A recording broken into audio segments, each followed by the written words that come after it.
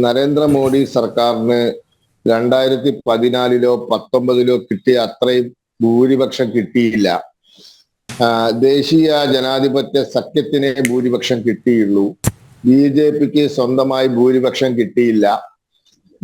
അതുകൊണ്ട് മോഡിയും BJPയും അവകാശപ്പെട്ടതുപോലെ 400 കടക്കാൻ സാധിച്ചില്ല, 370 സീറ്റ് നേടാൻ പറ്റിയില്ല എന്നൊക്കെ പറയാം. ഇതിന് വേറൊരു വശമുണ്ട്. ഇന്ത്യയിൽ പണ്ഡിറ്റ് ജവഹർലാൽ നെഹ്റുവിന് ശേഷം ആദ്യമായിട്ടാണ് ഒരു സർക്കാർ അല്ലെങ്കിൽ ഒരു പ്രധാനമന്ത്രി 3ാം തവണയും അധികാരത്തിൽ തിരിച്ചെത്തുന്നത്. ഇത് വളരെ അധികം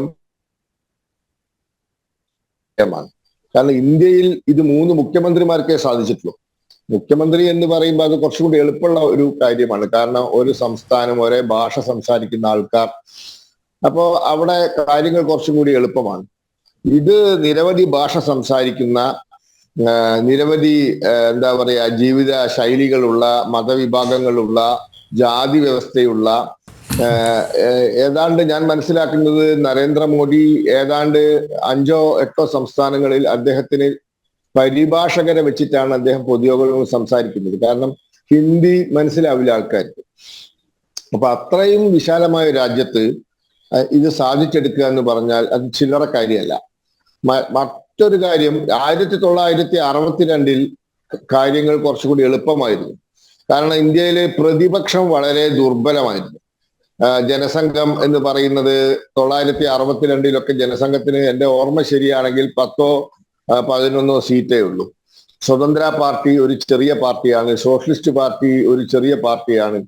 അതിനൊന്നും അഖിലേന്ത്യാ അടിസ്ഥാനത്തിൽ ഒരു ശക്തിയൊന്നുമില്ല. ജനസംഘം ചില വടക്കേ ഇന്ത്യൻ സംസ്ഥാനങ്ങളിൽ മാത്രമേ ഉള്ളൂ. സോഷ്യലിസ്റ്റുകാര് പടിഞ്ഞാറ് ഭാഗത്തും ഉത്തർപ്രദേശ്, ബീഹാർ പോലുള്ള സ്ഥലങ്ങളിലും മാത്രമേ ഉള്ളൂ.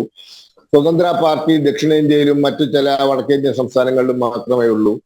അപ്പൊ അങ്ങനത്തെ ഒരു സാഹചര്യത്തിൽ നെഹ്റുവിന്റെ അത്രയും തലയെടുപ്പുള്ള നേതാക്കന്മാരില്ല, അത്രയും സംവിധാനങ്ങൾ, കോൺഗ്രസിനുള്ള അത്രയും സംവിധാനങ്ങൾ ആർക്കുമില്ല. ഇന്നത്തെ കാലം അതല്ലല്ലോ. ഇവിടെ ശക്തമായ പ്രതിപക്ഷമുണ്ട്.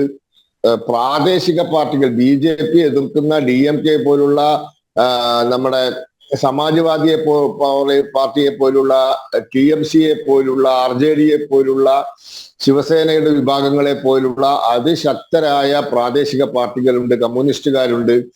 അപ്പൊ ഇങ്ങനത്തെ ഒക്കെ സംവിധാനങ്ങൾ ഉണ്ടായിട്ടും അവരൊക്കെ ഒരുമിച്ച് നിന്നിട്ടും ദേശീയ ജനാധിപത്യ സഖ്യം 3ാമതും ഭൂരിപക്ഷത്തോടെ അധികാരത്തിൽ വന്നു എന്നുള്ളത് സത്യത്തിൽ ഒരു ലോക അത്ഭുതമാണ്.